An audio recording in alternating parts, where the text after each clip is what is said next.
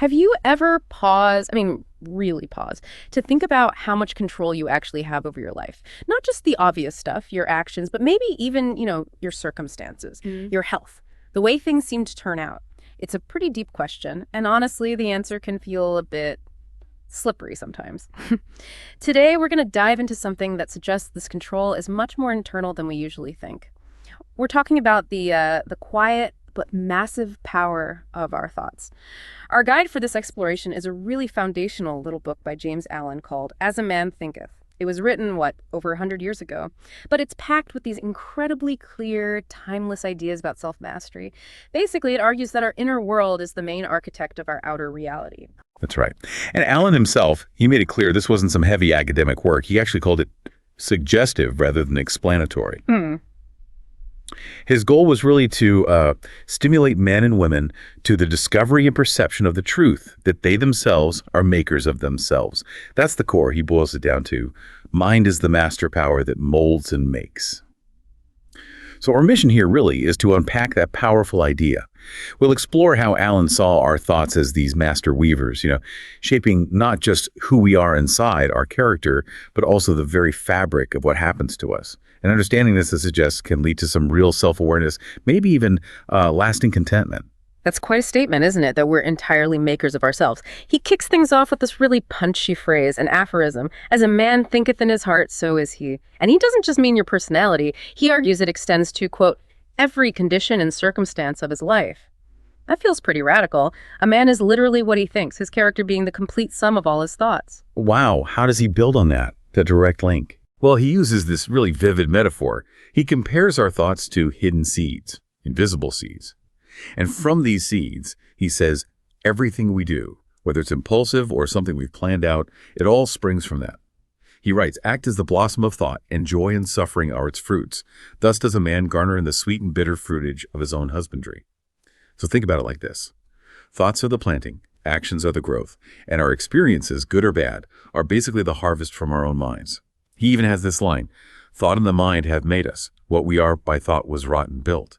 It really hammers home how foundational our thinking is. It's a powerful image, being farmers of our own minds, but it also sounds like a huge weight of responsibility, especially when Allen says pretty bluntly that man is made or unmade by himself. Really? He talks about the armory of thought where we forge weapons to destroy ourselves, but also tools to build these heavenly mansions of joy and strength and peace.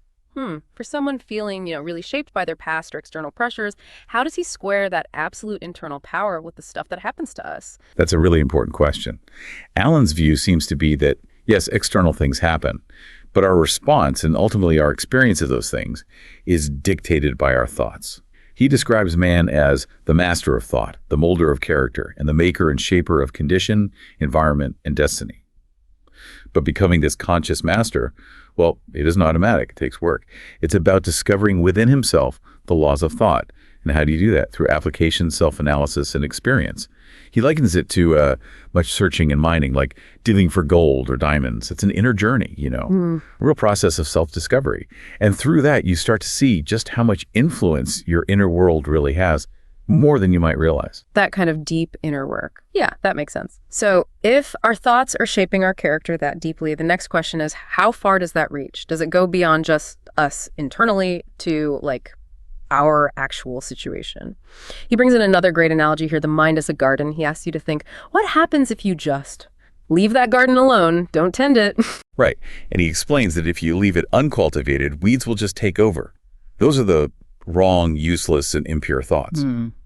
So the gardener's job, our job, is crucial. It's about weeding out the bad stuff and actively cultivating toward perfection the flowers and fruits of right, useful, and pure thoughts. Yeah. It's through this process, he says, that you discover you are the master gardener of his soul. It's a very conscious, active thing. And this leads to what I think is a really fascinating, maybe even challenging idea, the direct link between that inner garden and our outer life. Allen claims that the outer conditions of a person's life will always be found to be harmoniously related to his inner state. He's really pushing back against the idea that circumstances are just random. He says they're the result of a law which cannot err, and that they often act as lessons for us, specific lessons for our growth. So if someone's facing constant struggles, Allen would say, look inward first. Exactly. He puts it this way. Man is buffeted by circumstances so long as he believes himself to be the creature of outside conditions. But when he realizes that he is a creative power, he then becomes the rightful master of himself. So it's about shifting perspective, right? From seeing yourself as just reacting to things to realizing you have this inner creative ability that shapes your experience. And he gives pretty stark examples to illustrate this, like the wretchedly poor man who avoids work, deceives his boss, and ends up attracting still deeper wretchedness. Or the rich man who's sick because of gluttony but won't change his habits. Or even the employer using dishonest tactics who eventually goes bankrupt, both financially and in reputation. In every case, the outer situation mirrors an inner state or choice. That is a powerful lens. And yeah, maybe a bit unsettling for some. It suggests such a deep level of personal responsibility. But what about situations that feel genuinely unfair? Hardship that doesn't seem directly caused by someone's wrong thought. Does it risk sounding like blaming the victim? He anticipates that misunderstanding. He clarifies.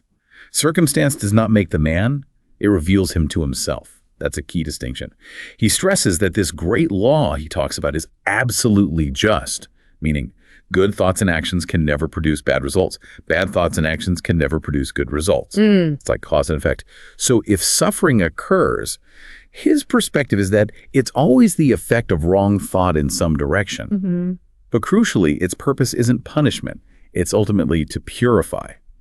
It's less about blame, more about consequence, growth, maybe a kind of spiritual course correction. Okay, so pulling that together, it's not that we attract what we want necessarily, but we attract what we are based on our inner state. He frames thought and action as these powerful forces. They can be jailers of fate, imprisoning us if they're base, or angels of freedom, liberating us if they're noble. It's a very vivid picture of self-determination, isn't it? Absolutely. And he developed this further, describing how thoughts first crystallize into habit, and then habit solidifies into circumstance. It's a progression. He gives examples like crude or bestial thoughts might lead towards destitution. Fear and doubt often lead to failure. On the flip side, beautiful thoughts cultivate grace and kindness, while loving thoughts can actually pave the way for prosperity. This whole section really offers a strong framework for thinking about personal responsibility and that subtle, the powerful dance between your inner world and your outer reality. It really invites you to see your life as a reflection. Now, from our outer circumstances, let's shift to something really concrete. Our physical bodies. Alan drops this striking line. The body is the servant of the mind. Is he actually suggesting our thoughts can literally make us sick or healthy? He makes a very strong case for it, yeah. He states quite plainly, disease and health, like circumstances, are rooted in thought. He gives some pretty dramatic examples, too. He notes how thoughts of fear have been known to kill a man as speedily as a bullet. That's intense. And how anxiety quickly demoralizes the whole body, making it susceptible to illness. But conversely, strong, pure, and happy thoughts build up the body in vigor and grace. So yes, he sees a very direct link between mental state and physical state. Wow. And he goes even further, suggesting out of a clean heart comes a clean life and a clean body. Out of a defiled mind proceeds a defiled life and a corrupt body. And then he really drives it home saying, change of diet will not help a man who will not change his thoughts. That feels almost revolutionary. Initially today, with all our focus on diet and exercise, he's saying mental change comes first. It is pretty radical, and it really highlights his core belief in the primacy of thought. He points out how this inner state often shows up, literally, on our faces. Like, a sour face does not come by chance. It is made by sour thoughts. Or wrinkles being drawn by folly, passion, and pride. But then he offers this lovely contrast.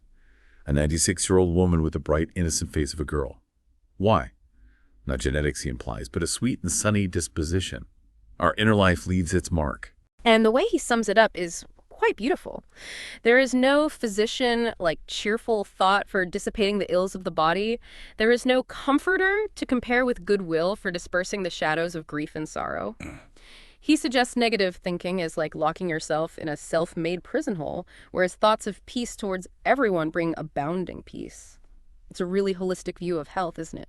Asking us to look much deeper than just the physical symptoms. Okay, so we've seen how thoughts shape character, circumstances, even health.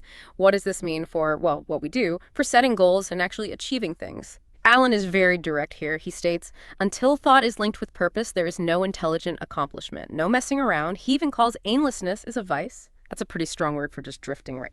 It really is. For Alan, having a purpose isn't just nice, it's fundamental for a meaningful life. It's about figuring out a legitimate purpose and then making that the focus, the centralizing point of his thoughts. This focus, he argues, is the royal road to self-control and true concentration of thought. And interestingly, he says, even when you fail, and you likely will, Russ, those failures aren't wasted. They build strength of character, which becomes a new starting point for future power and triumph. Setbacks are part of the process. And a big part of that process, he stresses, is getting rid of doubts and fears. He calls them disintegrating elements that basically sabotage your efforts, make them crooked, ineffectual, useless. So it sounds like it's not just about taking action, but winning that internal battle against self-doubt first. For Alan, thought allied fearlessly to purpose becomes creative force. Is he saying then that if you get your thoughts aligned with purpose and ditch the fear, success is sort of guaranteed? He gets very close to saying that. He applies it broadly. All that a man achieves and all that he fails to achieve is the direct result of his own thoughts. Which leads back to that idea that individual responsibility must be absolute, and that ultimately, none but himself can alter his condition. He even has this challenging perspective on oppressor and slave, suggesting they are actually cooperators in ignorance, implying true freedom isn't just about changing external situations, but conquering internal weakness, those selfish thoughts within. It's about owning our internal limitations. That's a deep thought, suggesting a kind of shared responsibility, even in unequal situations.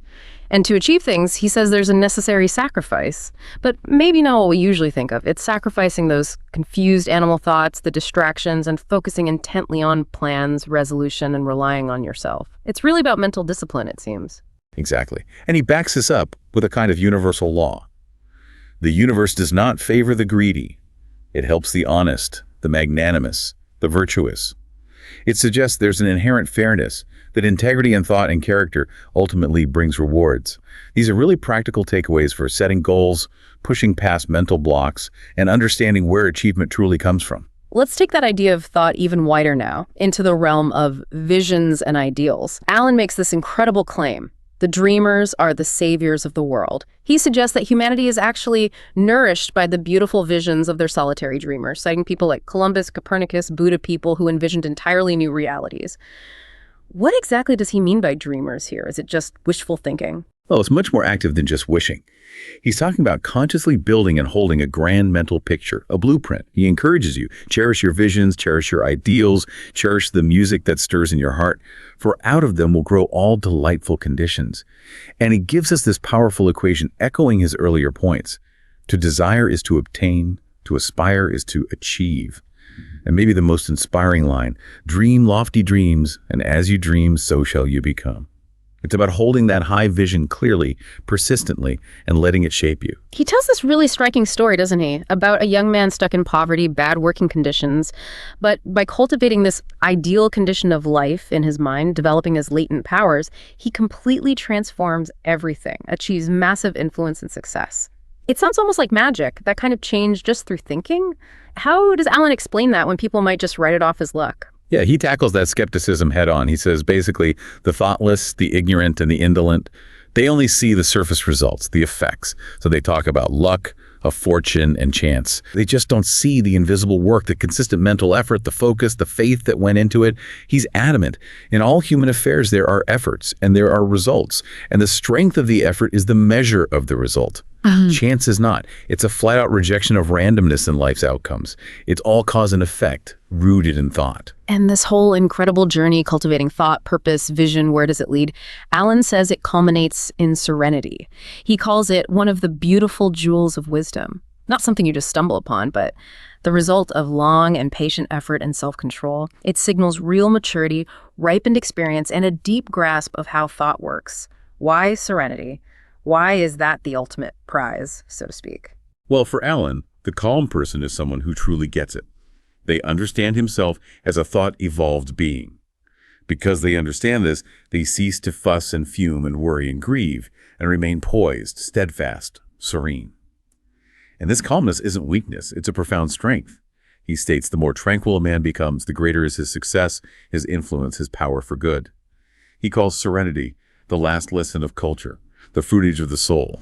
It's like the highest peak of inner development, proof of mastery over your own mind. And he leaves us with this incredibly potent image, almost a directive for our inner selves right at the end.